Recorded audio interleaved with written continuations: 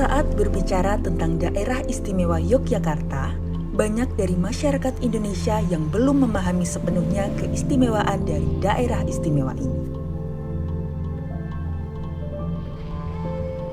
Di balik pesonanya, ada sejarah panjang yang membawa pengaruh besar terhadap politik dan budaya di Indonesia hingga hari ini.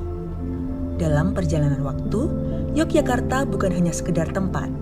Ia adalah simbol keberagaman, kekuatan budaya, dan keunikan yang terjaga.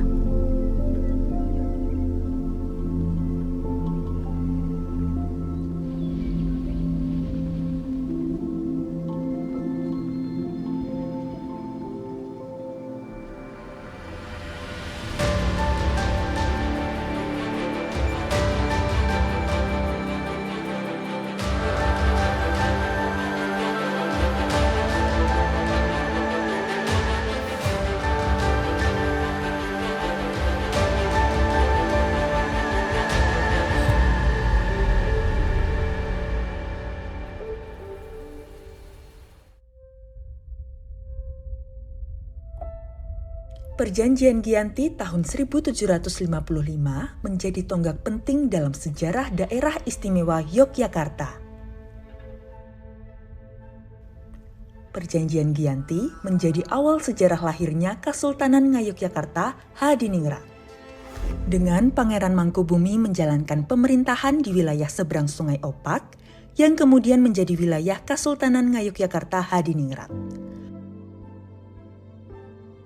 Pangeran Mangkubumi memimpin dengan gelar Sultan Hamengkubuwono pertama.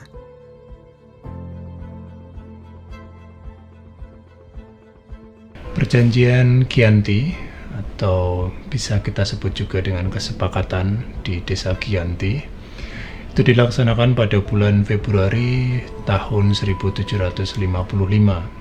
Bagi Kesultanan Ngayogyakarta Hadiningrat, Perjanjian Giyanti ini merupakan satu peristiwa besar karena melibatkan Pangeran Mangkubumi, perwakilan VOC, dan juga perwakilan dari Kasunanan Surakarta. Kita juga bisa melihat Perjanjian Giyanti sebagai awal baru, secara khusus bagi Pangeran Mangkubumi atau yang nantinya akan bergelar Sultan Hamengkubuwono, karena beliau akan memimpin sebuah kerajaan baru, yaitu Kesultanan Ngayogyakarta Hadiningrat. Sebuah kerajaan yang diimpi-impikan oleh Hamengkubuwono pertama itu menjadi sebuah kerajaan yang minim intervensi dari VOC.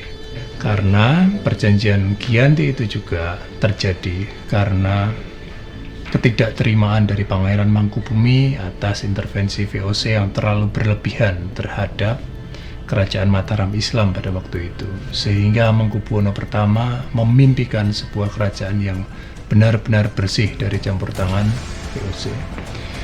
Oleh karena itu, ketika kita memandang Perjanjian Giyanti sebagai awal, maka ini menjadi kesempatan baru bagi Hamengkubuwono pertama memimpin sebuah kerajaan yang clear atau bersih dari intervensi VOC.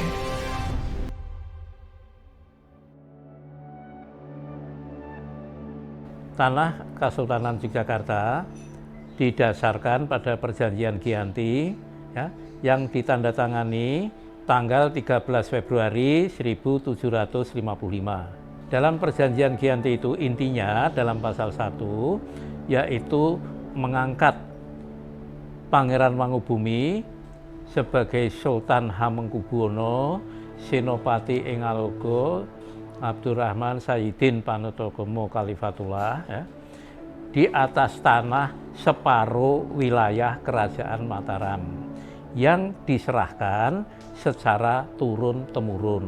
Nah, pengertian turun-temurun menurut hukum adat ini mempunyai makna yaitu sebagai pengertian hak milik.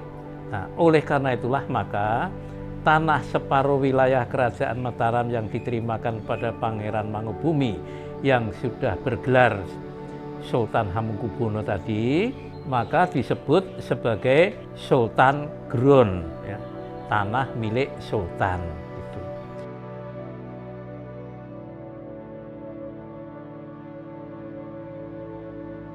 Baik, mengenai salah satu hasil perjanjian Giyanti adalah bumi Mataram dibagi menjadi dua. Wilayah kekuasaan Mataram Islam pada waktu itu yang meliputi bekas kerajaan Pajang, bahkan sampai di pedalaman Jawa Timur dan Jawa Tengah, itu nanti akan dibagi menjadi dua.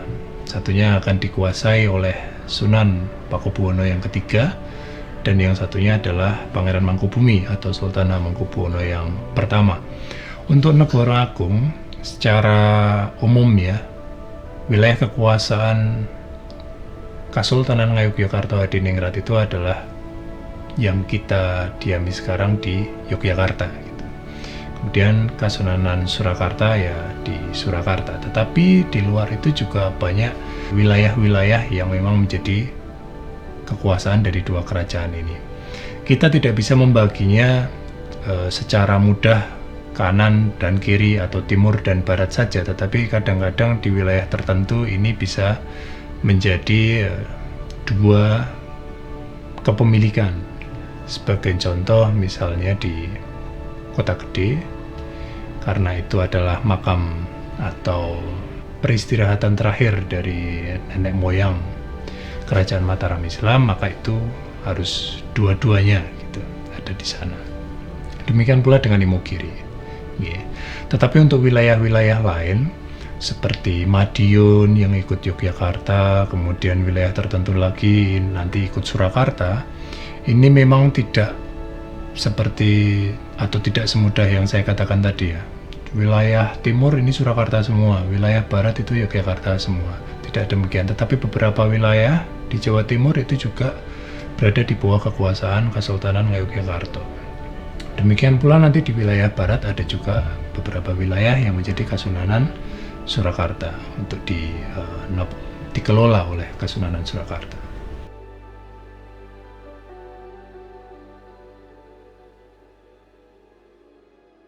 Mengenai luasnya ya, tanah Kasultanan yang diterima ya, itu dalam perkembangan sudah menyusut. Menyusut yang pertama yaitu dengan perjanjian tanggal 17 Maret 1813 ya, antara Pangeran Notokusumo dengan Kraput yaitu wakilnya Raffles. Dalam pasal 2-nya disebutkan bahwa di sini ya, Sultan Hamengkubuwono III harus menyerahkan tanah seluas 4.000 cacah kepada Pakualam. Itu berkurangnya ya, seluas 4.000 cacah. Kemudian peristiwa yang mengurangi luas tanah Kasultanan yaitu perjanjian 27 September tahun 1830 di Klaten atau biasa disebut dengan perjanjian Klaten ya, 27 September 1830. Perjanjian Klaten ini dimaksudkan ya, untuk mengakhiri perlawanan Pangeran Diponegoro terhadap pemerintah Hindia Belanda, yang akhirnya di sini Sultan yang bertahta harus melepaskan tanah wilayah Monconegoro kepada pemerintah Hindia Belanda. Sehingga dengan demikian Sultan Ground ya, itu tinggal wilayah yang berada sekarang ini yaitu di wilayah Kabupaten Gunung Kidul, Kabupaten Bantul, Kabupaten Kulon Progo, Kabupaten Sleman, dan Kota Praja Yogyakarta. Yang kemudian sekarang luasnya itu hanya 318.580 hektar. Dengan penyerahan itu status hak milik, maka Sri Sultan itu wenang untuk yaitu memanfaatkan tanah itu. Dan yang kedua juga bisa melepaskan kepada pihak lain. Memanfaatkan tanah sultan atau sultan ground yaitu untuk kepentingan sultan, yaitu mendirikan istana beserta pendukungnya yang biasa disebut dengan tanah keprabon. Selainnya yaitu tanah yang bukan keprabon atau biasa disebut juga tanah titik keprabon, ya, dimanfaatkan atau bisa dimanfaatkan oleh pihak lain, ya, pihak lain. Bagaimana cara memanfaatkan pihak lain? Ya, dengan maksud untuk mensejahterakan masyarakat, mengurangi beban penderitaan masyarakat, maka sultan yang bertahta pada waktu itu, ya, tahun 1914 sampai 1918 itu melakukan kebijakan yang disebut dengan reorganisasi.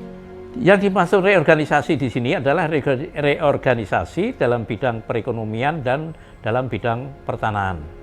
Isi reorganisasi yaitu atau kebijakannya itu yang pertama yaitu mengubah sistem apanase, yaitu pengelolaan tanah dengan sistem apanase dengan terkenal dengan sistem kademangan atau kabekalan pada waktu itu dihapuskan dan kemudian diganti dengan membentuk kalurahan. Jadi kalurahan di DIY ini yang membentuk adalah Kasultanan maupun Pakualaman yang membentuk, ya, itu bukan pemerintah RI. Jadi kalurahan di DIY itu sudah ada sejak 1918. Kemudian yang kedua, reorganisasinya yaitu berniat memberikan hak-hak atas tanah yang kuat kepada warga masyarakat. Untuk itu, maka Sultan pada waktu itu mengeluarkan, ya, sebagai landasan hukum, yaitu mengeluarkan peraturan yang dituangkan dalam Rijksblad yang biasa disebut yaitu Rijksblad Kasultanan tahun 1918 nomor 16, dan bersamaan pula Pakualaman juga mengeluarkan Rijksblad tahun sama 1918 tapi nomornya 18. Isinya sama, ya. Sejak dipimpin oleh Sultan Hamengkubuwono I, Kesultanan Ngayogyakarta Hadiningrat terus memantapkan posisi dan eksistensinya. Waktu terus berjalan. Raja dari Kesultanan Ngayogyakarta Hadiningrat silih berganti. Tiap-tiap periode raja yang memimpin memiliki dampak yang besar terhadap perkembangan Kesultanan Ngayogyakarta Hadiningrat.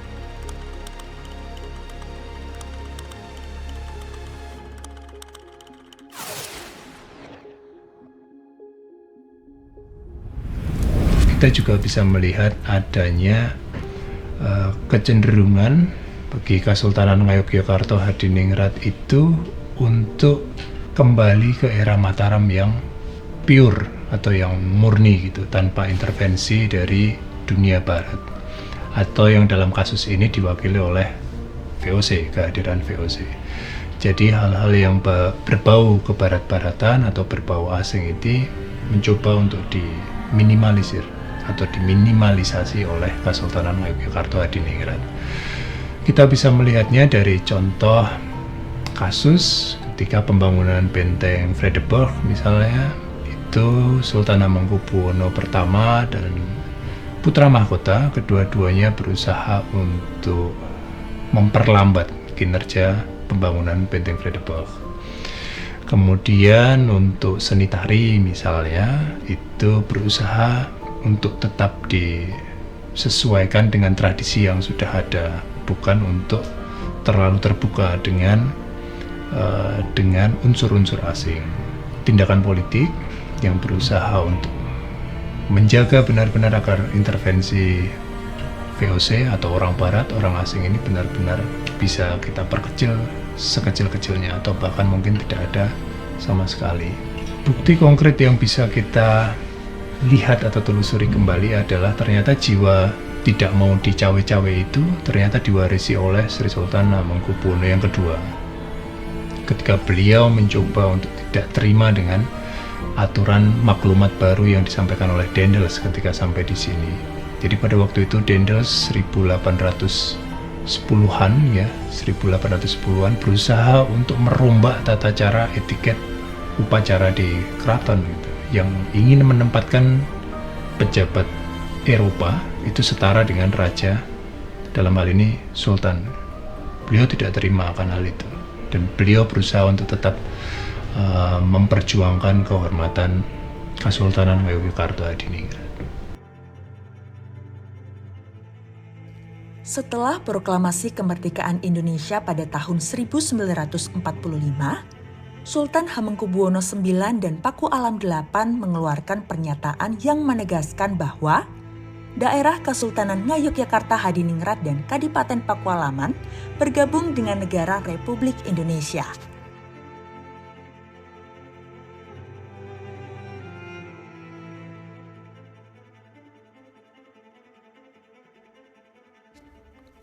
Presiden Soekarno memberikan piagam kepada Sultan dan Paku Alam, menjadikan Yogyakarta menjadi daerah istimewa pada 5 September dan 30 Oktober 1945.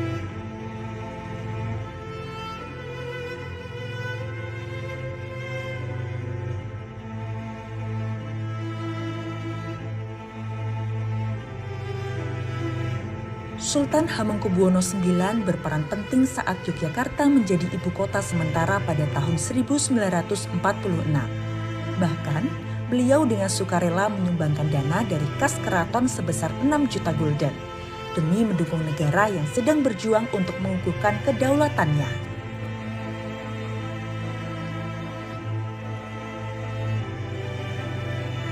Namun, seiring berjalannya waktu, kritik terhadap politik dan keistimewaan Yogyakarta selalu muncul. Beberapa menganggap keistimewaan ini tidak lagi relevan di era modern. Namun, mereka lupa bahwa keistimewaan Yogyakarta memiliki akar yang dalam dan legitimasi kuat berlandaskan sejarah, konstitusi, hingga nilai-nilai sosial budaya. Yogyakarta adalah wilayah yang telah berdiri independen jauh sebelum Indonesia merdeka. Maklumat Sultan Hamengkubuwono IX yang dikeluarkan pada 5 September 1945 memiliki dampak yang mendalam, membuat bekas wilayah kerajaan lainnya di Indonesia mengikuti jejak Yogyakarta untuk bergabung dengan NKRI. Penghormatan terhadap keistimewaan Yogyakarta adalah sebuah pengakuan atas kontribusi luar biasa bagi bangsa ini, bukan hanya sekedar warisan budaya. Sidang paripurna yang kami hormati, apakah rancangan undang-undang tentang keistimewaan daerah istimewa Yogyakarta dapat disetujui dan disahkan menjadi undang-undang? Setuju? Sidang Dewan yang kami hormati. Di era modern, Undang-Undang Nomor 13 Tahun 2012 tentang Keistimewaan DIY mencakup aspek kebudayaan, pertanahan, tata ruang, tata cara pengisian jabatan gubernur dan wakil gubernur, serta kelembagaan. Sistem pertanahan di DIY memiliki karakteristik yang sangat unik dari daerah lain di Indonesia. Karena di DIY tidak ada yang namanya tanah negara. Karena di DIY semua tanah adalah hak milik, yakni hak milik masyarakat atau rakyat dan hak milik Kesultanan dan Pakualaman. Pengelolaan tanah di Yogyakarta diatur oleh berbagai peraturan perundang-undangan, baik secara nasional maupun daerah.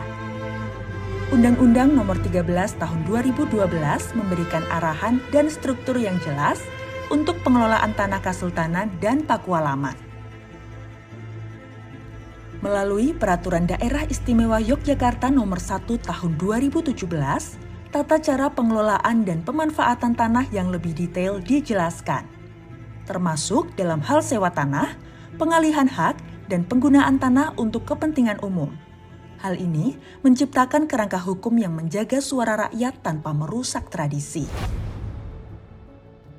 Artinya apa? Artinya semua tanah yang tinggal di mana Gunung Kidul, Bantul, Kulon Progo, Sleman, dan kota itu, ya, itu adalah kecuali yang sudah diberikan dengan hak igendom kepada bangsa asing adalah hak milik Kesultanan sebagai lembaga, atau sebetulnya sebutannya adalah Sultanate Ground ya, bukan Sultan Ground. Kalau Sultan Ground itu milik beliau yang Jumeneng sebagai pemilik, tapi di sini Sultanate Ground, pemiliknya adalah Kasultanan sebagai lembaga. Inilah hal yang sangat penting ya, perlu diketahui. Kemudian di samping itu ya, dalam rangka untuk memberikan hak-hak atas tanah kepada masyarakat, dalam pasal 3 ya, Riksblad itu kepada kelurahan yang telah dibentuk itu diminta supaya mencatat bidang-bidang tanah di kelurahan yang telah dimanfaatkan oleh masyarakat, kegiatan masyarakat di wilayah kelurahan itu ya, berapa bidang, masing-masing bidang luasnya berapa, jenisnya apa ya, sawah, tegalan atau apa ya, itu dicatat dalam register kelurahan ya, yang disebut dengan Leger A.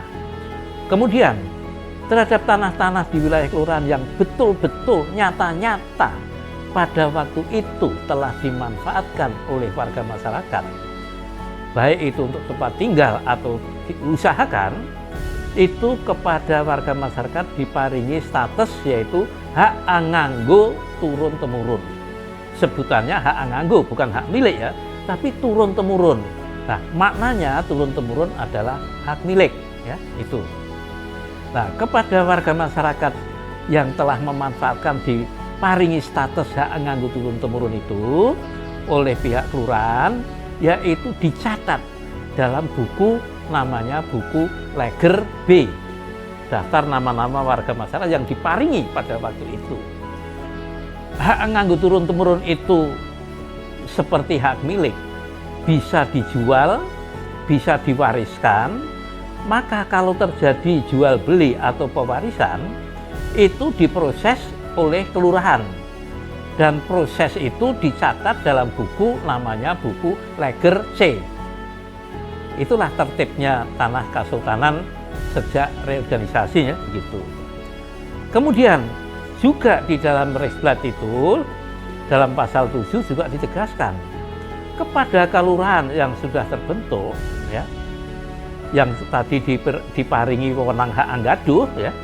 Hak anggaduh itu bukan hak milik, hak miliknya masih tetap Kasultanan ya, atau Kadipaten, apa ya, diminta untuk menguasai maksimum 1/5 dari luas tanah keseluruhan kelurahan. Jadi kalau kelurahan itu tanahnya itu 100 hektar misalnya ya, itu kepada kelurahan yang sudah terbentuk dengan hak anggaduh itu supaya menguasai luasnya 1/5-nya, berarti 20 hektar. Nah, keperluannya untuk apa? Yaitu yang pertama, tanah itu yang dikuasakan tadi ya kepada kelurahan, pertama untuk pengarmarem. Pengarmarem itu sebagai pensiun bagi pamong kelurahan yang sudah tidak aktif lagi ya. Itu. Kemudian yang kedua yaitu disebut lungguh. Ya. Lungguh itu adalah sebagai gaji yang diterimakan kepada pamong kelurahan yang masih aktif. Itu. Kemudian yang ketiga, ya, itu diperuntukkan sebagai sumber pendapatan kelurahan ya, untuk jalannya pemerintahan. Yang kemudian kalau akhir-akhir ini biasa disebut dengan tanah kas desa. Jadi tanah kas desa di Yogyakarta ini itu maknanya sepertiganya dari tanah desa ya. Itu. Jadi sepertiganya tanah desa, dari tanah desa yang 1/5 dari luas kelurahan tadi ya, sebagian untuk pengarmarem, sebagian untuk lungguh, sebagian untuk hasilnya sumber pendapatan dari kelurahan. Itulah sistem pengaturan ini. Nah, pengaturan yang dilakukan oleh Kesultanan itu ternyata tidak mendapat tentangan dari pemerintah Hindia Belanda. Karena apa? Karena pemerintah Belanda memang sudah mengeluarkan pernyataan domain lebih dulu, yaitu tertuang dalam Stadblad 1870 nomor 118. Isinya sama, bahwa tanah yang tidak bisa dibuktikan dengan sertifikat Eigendom adalah tanah milik pemerintah Hindia Belanda. Namun di dalam pasal 20 dari Stadblad itu menyebutkan bahwa Stadblad ini berlaku untuk Jawa dan Madura di luar Surakarta dan Yogyakarta. Artinya apa? Pernyataan domain pemerintah Hindia Belanda tidak berlaku untuk di Yogyakarta. Itulah maka artinya pemerintah Belanda tidak pernah memiliki, menguasai tanah di wilayah Kasultanan maupun Kadipaten. Ya. Pemerintah Belanda kalau memerlukan tanah di wilayah Kasultanan Kadipaten itu pinjam, ya, dengan bentuk misalnya dengan recht van opstal, ya, semacam ya hak numpang itu kepada keraton, ya, yang dibatasi waktunya, ya, untuk misalnya diberikan 75 tahun. Sehingga kalau sudah berakhir hak yang diparingke tadi, ya, sementara tadi, itu ya hak miliknya penuh kembali kepada keraton. Nah, itulah. Nah, struktur kepemilikan tanah di Kasultanan dan di Pakualaman seperti ini itu tidak pernah berubah hingga, ya, pada zaman Jepang juga tidak berubah, ya. Hanya pada zaman Jepang itu Jepang menguasai tanah, ya, tanpa alasan apa, kemudian cuma apa buku di Leger C kelurahan tadi itu nama-nama warga masyarakat itu dicoret yang kemudian dikuasai Jepang, ya, kemudian disebut sebagai tanah istimewa atau tanah tutupan. Kehidupan dalam akhir-akhir ini disebut demikian itu dalam Jepang, yang menggunakan untuk pertahanan Jepang. Pada zaman kemerdekaan juga tidak ada perubahan, ya, meskipun Kasultanan dan Kadipaten menjadi daerah istimewa Yogyakarta, ya, itu tidak ada perubahan, ya. Urusan tanah masih strukturnya masih berlanjut. Hak-hak eigendom bangsa asing, RVO bangsa asing, hak milik masyarakat, hak milik Kasultanan masih tetap berlanjut. Ya. Hingga DIY ditetapkan menjadi daerah istimewa Yogyakarta dengan Undang-Undang Nomor 3 Tahun 50 juga tidak ada perubahan. Ya. Bahkan diakui di dalam Pasal 4 Ayat 4 Undang-Undang 350, ya, bahwa urusan-urusan yang dilaksanakan oleh pemerintah DIY sebelum ditetapkan dengan Undang-Undang 350, ya, itu tetap dilanjutkan, ya, sehingga ada ketentuan undang-undang lebih lanjut. Nah, jadi tidak berubah. Nah, kiranya undang-undang lebih lanjut yang dimaksud ada, yaitu Undang-Undang Nomor 5 Tahun 50 tentang Peraturan Dasar Pokok-Pokok Agraria atau UPA. Bagaimana di dalam UPA, yaitu Undang-Undang Pokok Agraria yang bersifat nasional, ternyata dalam diktum kedua UPA itu mengakui keberadaan hak-hak atas tanah, baik yang tunduk pada hukum barat, ya, misalnya tunduk pada hukum barat itu ada eigendom, ada erpah, ada opstal, ada gebruh, ya, itu tetap diakui. Demikian pula keberadaan hak milik berdasarkan hukum adat dan hak anggaduh juga diakui dalam diktum kedua ketentuan konversi UPA. Namun harus dilakukan konversi. Nah, untuk dilakukan konversi menjadi hak-hak sesuai dengan yang diatur dalam UPA, yaitu ada hak milik, ada HGU, ada HGB, ada hak pakai, ya, itu perlu diatur lebih lanjut dengan peraturan menteri. Ya. Namun selama peraturan menteri itu belum ada, ya, tidak bisa dilaksanakan. Ternyata untuk konversi hak adat itu pada tahun 60 itu belum ada peraturan menterinya.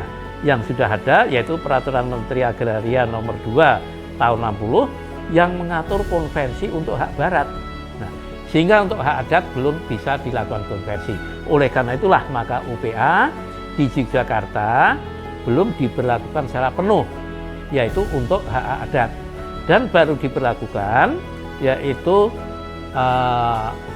secara efektif tanggal 24 September tahun 1984 dengan mendasarkan pada keputusan Presiden nomor 33 tahun 84 tentang pemberlakuan sepenuhnya Undang-Undang nomor 5 tahun 60, ya, di daerah istimewa Yogyakarta. Namun Sekali lagi, UPA adalah undang-undang pokok yang untuk dilaksanakan itu perlu peraturan-peraturan pelaksanaan. Peraturan pelaksanaan yang dimaksud memang keluar, yaitu Keputusan Menteri Dalam Negeri nomor 69 tahun 84. Namun dalam Keputusan Menteri Dalam Negeri ini itu terbatas baru mengatur untuk tanah-tanah yang sudah berstatus hak milik warga masyarakat. Nah, untuk tanah adat hak milik kesultanan itu belum bisa dilakukan konversi. Namun hal ini belum bisa berlaku untuk tanah-tanah kesultanan. Hal ini dikarenakan ya, tanah kesultanan itu tanah lembaga.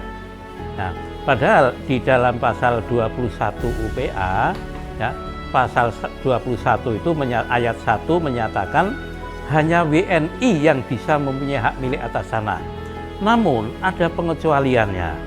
Badan hukum lembaga boleh mempunyai hak milik atas tanah setelah oleh pemerintah ditetapkan sebagai badan hukum khusus yang dapat mempunyai hak milik atas tanah dengan syarat-syaratnya. Kiranya perjuangan cukup lama ya, dan baru berhasil, yaitu dengan diundangkannya Undang-Undang Nomor 13 Tahun 2012 tentang keistimewaan daerah istimewa Yogyakarta. Di dalam pasal 32 Undang-Undang Keistimewaan Daerah Istimewa Yogyakarta atau UK itu ditegaskan bahwa kesultanan dan kadipaten dinyatakan sebagai badan hukum, merupakan badan hukum sebagai subjek hak milik atas tanah. Nah ini, dan hak milik atas tanah itu adalah tanah kesultanan dan tanah kadipaten, meliputi tanah keprabon dan tanah didi keprabon atau bukan keprabon yang berada di kabupaten, kota, wilayah, daerah istimewa Yogyakarta. Nah, itu dasarnya. Atas dasar pasal 33 itu artinya apa? Artinya tanah kesultanan sudah bisa dikonversi menjadi hak milik berstatus hak milik atas tanah ya, dengan cara dikonversi dan didaftarkan. Oleh karena itu di dalam pasal 33 UK itu juga sinergi ya, sesuai dengan pasal 23 UPA, maka tanah kesultanan kadipaten itu didaftarkan ke lembaga pertanahan. Sehingga dengan demikian artinya dengan UK itu sudah betul-betul tanah kesultanan kadipaten terintegrasi dalam yurisdiksi UPA. Statusnya sudah sama dengan tanah hak-hak di luar DIY. Cuma untuk dilakukan proses itu harus ditegaskan asal-usulnya ya. Tapi statusnya tetap yang hak milik kesultanan ya, menjadi diterbitkan sertifikat hak milik kesultanan, hak milik kadipaten, yang dimanfaatkan oleh warga masyarakat juga diterbitkan sertifikat ya, hak warga masyarakat itu tapi di atas tanah kesultanan atau di atas tanah kadipaten. Selanjutnya bagaimana mengenai pengelolaan dan pemanfaatan pasal UK Undang-Undang Keistimewaan ini diatur lebih lanjut dengan Perdais. Itu amanat dari pasal 35 UK ya. Artinya apa? Ini memang betul-betul istimewa ya, undang-undang yang tidak dilaksanakan dengan PP peraturan pemerintah tapi langsung dilaksanakan dengan Perdais.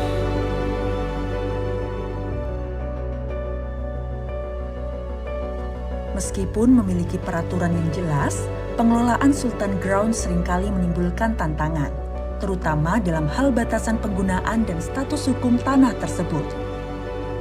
Seringkali terkait dengan pemanfaatan tanah yang tidak sesuai dengan peruntukan. Selain itu, masalah administrasi seperti kurangnya pemahaman tentang status hukum tanah oleh masyarakat juga menjadi isu yang perlu mendapatkan perhatian khusus.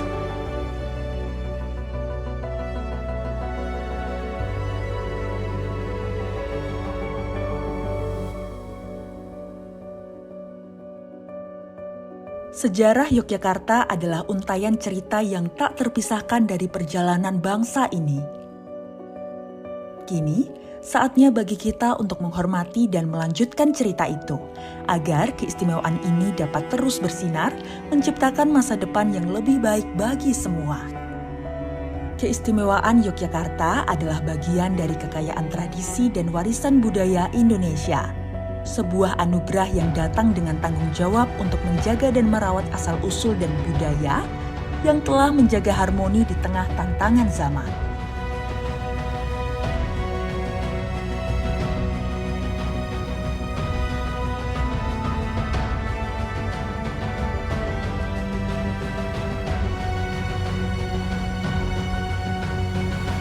Assalamualaikum warahmatullahi wabarakatuh. Salam sejahtera bagi kita semua. Daerah Istimewa Yogyakarta merupakan wilayah yang lekat dengan sejarah panjang dan tradisi adiluhung. Sebagai daerah istimewa, Yogyakarta memikul tanggung jawab besar dalam mengelola pertanahan dan tata ruang. Tidak hanya berlandaskan peraturan perundang-undangan, namun juga mengedepankan aspek nilai-nilai keistimewaan.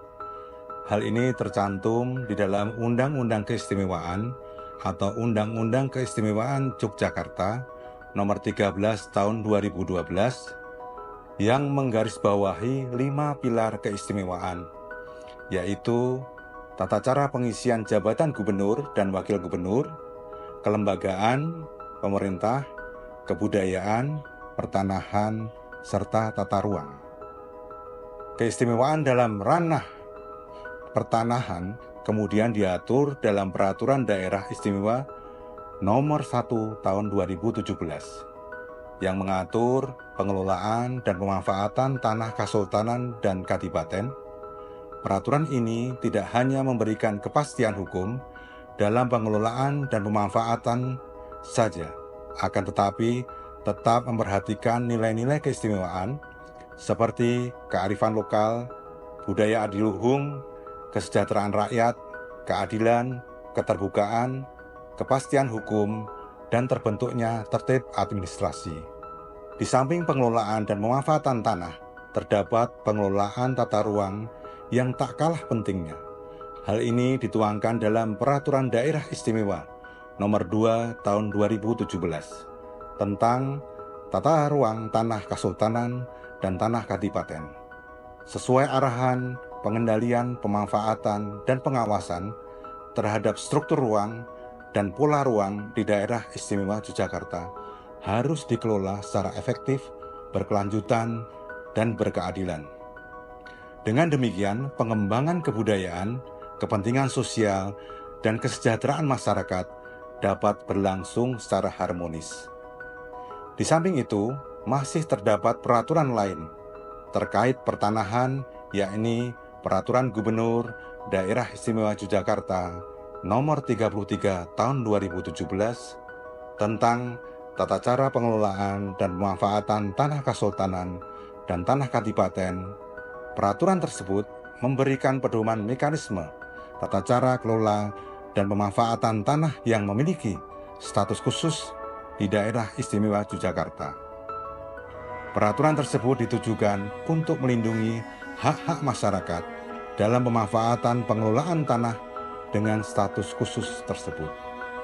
Sementara itu, terdapat peraturan untuk mengatur dan memperkuat prosedural dalam kebijakan pertanahan, seperti Peraturan Gubernur Nomor 49 Tahun 2018 tentang prosedur permohonan pemanfaatan tanah kesultanan dan tanah kadipaten.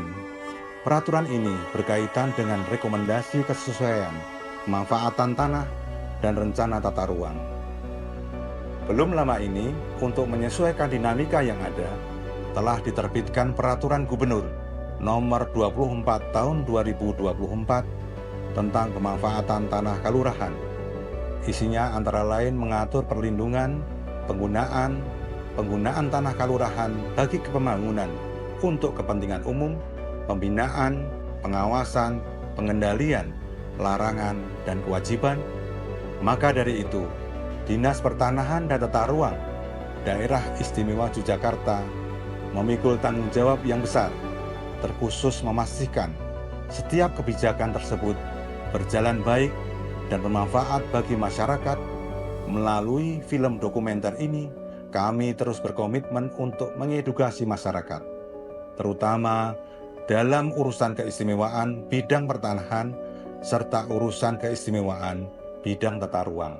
Dengan ini, kami berharap Dispetaru DIY dapat memberikan manfaat yang nyata dalam pembangunan daerah, menjaga keseimbangan antara pelestarian nilai-nilai budaya dan kemajuan pembangunan. Mari kita bersama-sama menjaga warisan ini agar tetap lestari dan bermanfaat bagi generasi mendatang. Terima kasih. Wassalamualaikum warahmatullahi wabarakatuh.